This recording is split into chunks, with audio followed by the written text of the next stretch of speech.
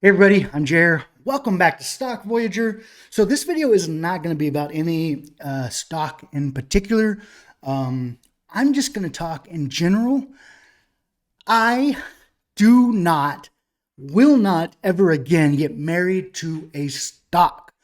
Um, so what I'm talking about here is whenever you fall in love with a company's stock and think, oh, well, they can do no wrong. They're going to be perfect forever. I'm hanging on to this. This is going to be great. They can never, ever mess up.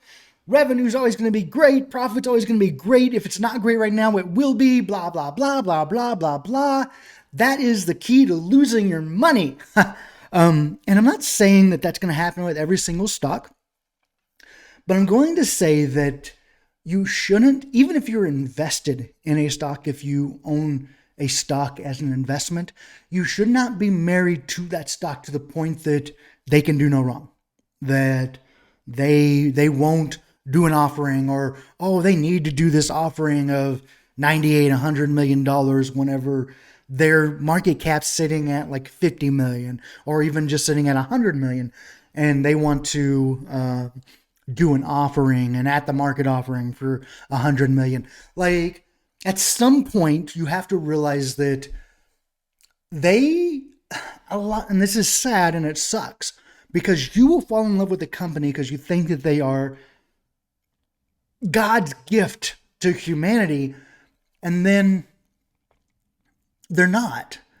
Like, they end up seeing that there's so many investors or so many people that love them that they can do whatever they want and continue to take from investors and never have to really give back. And it's sad, but it happens. So I want you to know that you should not fall in love with any stock or with any company.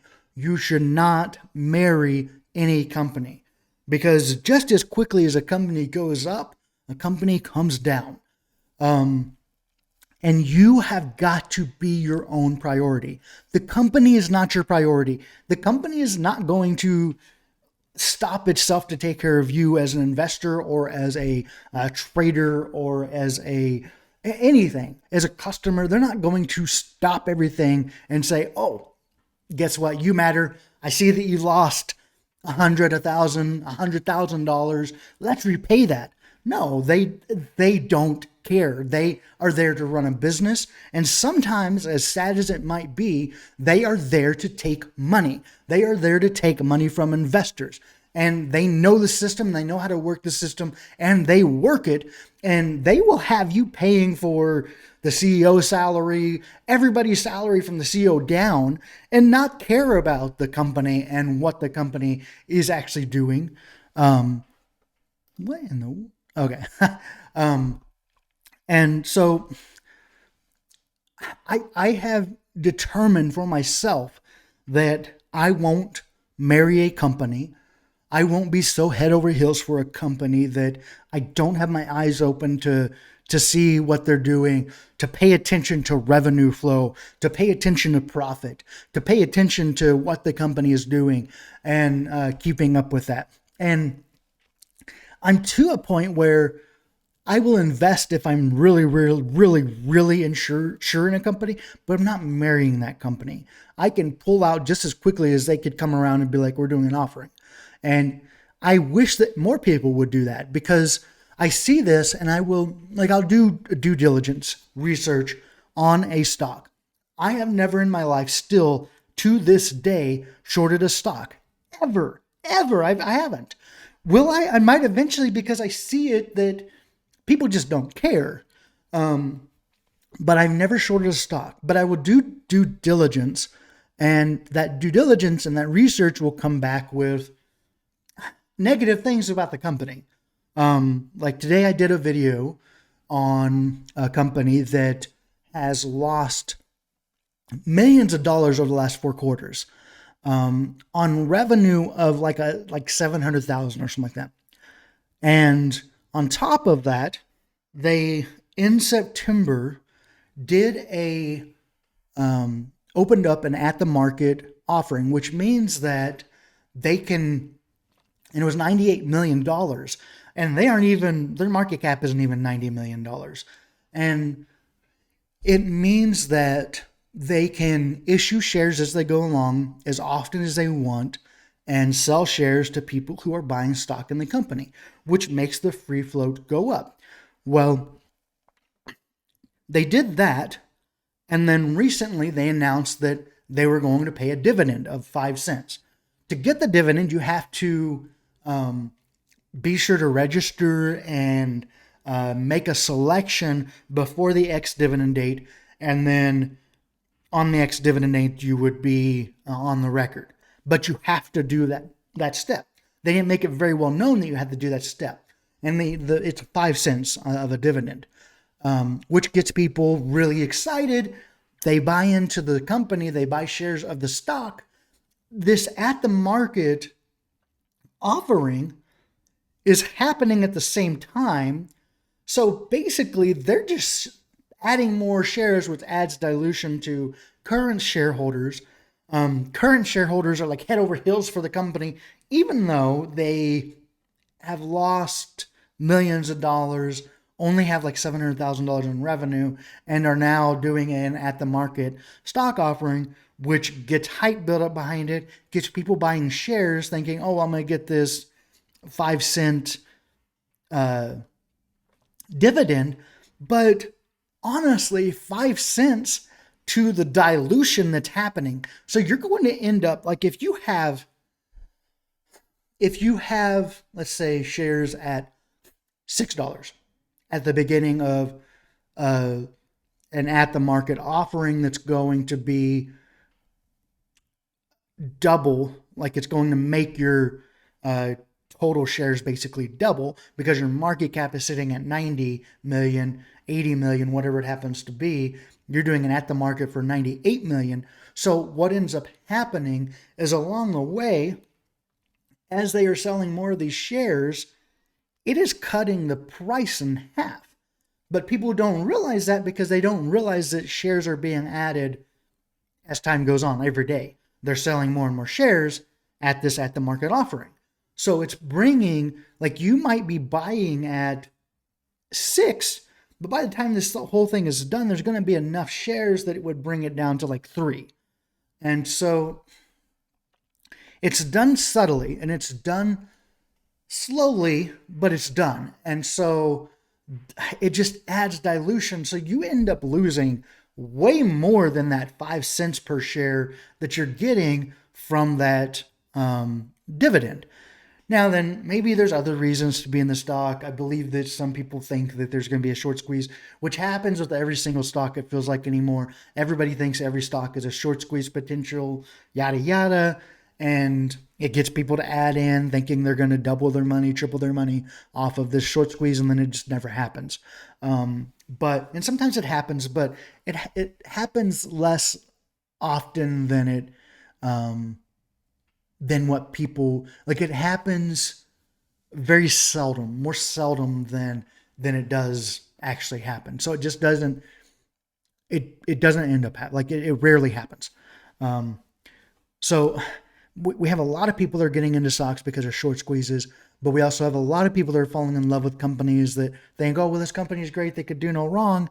And then before you know it, you bought shares in a company at, $5, and you are addicted to this company so much, and they know it, and they can just do share offerings and not ever exceed in revenue or profits.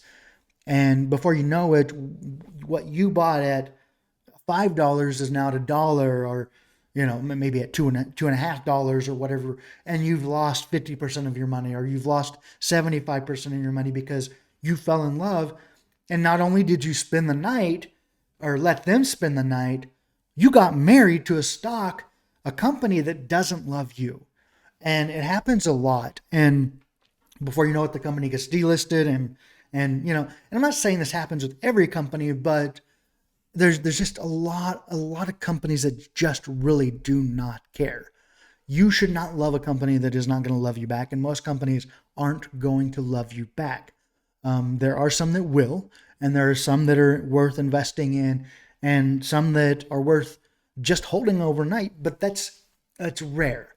And so I won't hold a stock overnight because I know that in pre-market or after hours, the volume goes down and things can happen. They can announce offerings, news can come out, whatever. And so I just trade during the day. And like I said, I see people that I'll do DD on a stock or a company and it'll return something negative. Like there'll be negative information I come back with. And instead of saying, oh, well, thank you, like I didn't know that, or thank you for saving me from getting in this stock, I get, oh, well, you're just a short and it's a shorts against us and the shorts are bringing this down. No, it's your own company that's bringing you down because they have bad revenue or not any profit. Like they're losing money like crazy just to be able to pay for their executives. And they'll release some of this puff news that you get excited about, but it's just puff news because it brings people in and helps pay them. So I just say, be careful. Be careful. I am not anybody's enemy. I'm not against anybody. And like I said, I don't short any stocks. Like I've yet to short a stock. And a lot of, whenever I release a DD, it's just to save people from finding out information later and losing money. And like I said, I'm not against anybody. I want the everyday person to be making money on the stock market. I want us to be doing the stock market together. And I get it that not everybody is that way, but I am. I want you to be successful. So whenever I do DD on a company, if it's bad news, I'm going to release the bad news with it. If it's mostly good news, I'm going to release the good news. I'm going to release everything and let you know and let you decide for yourself if you want to get in or if you should avoid that stock. I'm not your financial advisor. I can't push buy for you. I can't push sell for you. And I can't have you holding on to stocks that are good or that might be worthless. All I can do is just give you the information I find and hope that you make the right decision for you based off of what you know and based off the information you have. Again, I'm not here to go against anybody or to be a short or to be the bad guy. Especially the thing about it is that usually it's the company that's the bad guy. Like they're the ones that are running at the market offerings. I'm just telling you that it's happening. So I don't know. I just wanted to make this video and tell you that my philosophy on it, how I do with stocks. I don't marry any stock. No company is worth that much to me to hold on to and to fall in love with. I've done it before. You can see videos on here where I've done it, but I refuse to do it again because I don't want to get stuck with a stock or with a company that they're not going to pay me. They're not going to reimburse what I lose. They don't care. They're not going to reimburse me. They're not going to give me my money back. So you have got to take care of yourself as a priority. Don't listen to anyone else. Don't take advice from other people. Do your own research. I'll give you tips here and there. I might not catch everything, but I'll give you tips to help you out. Tips that I use, the stuff that I find to do as DD or research. And then you need to take it from there and decide for yourself what you're going to do. But not everybody's out to get you. Sometimes people are really sharing information with you to try to help you. And this is some information that I'm trying to share with you to help you. I would not marry any stock. I'm not married to Apple. I'm not married to Disney. I'm not married to Tesla. I'm not married to any of the big stocks. I'm not married to anything I invest in. I'm definitely not married to anything I'm trading. And I'm not married to anything I'm swing trading.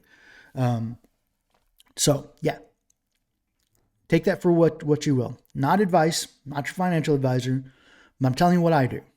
I don't marry stocks. I don't fall so in love with a stock that if I get bad news about it, I'm attacking the person that gave me the bad news, that was trying to help me to guard me from losing money. And I don't take offense. I don't even pay attention to what people say back to me anymore because I don't care. I don't. I did my part. I tried to help people. You can do with it what you will. I don't care. I don't take any of it personal. Nothing to do with the stock market is personal. I make my money or sometimes lose my money. And then that's that. It has nothing to do with anybody else. Period, point blank. Okay, just want to make the video. Love you all so much. I hope you had a profitable green day. If you're watching this on a new day, I hope you have a profitable green day, and that you make the most of it and you come out better on the other end. Okay? All right, that's all I got. Love you, and I will see you all very soon. Bye now.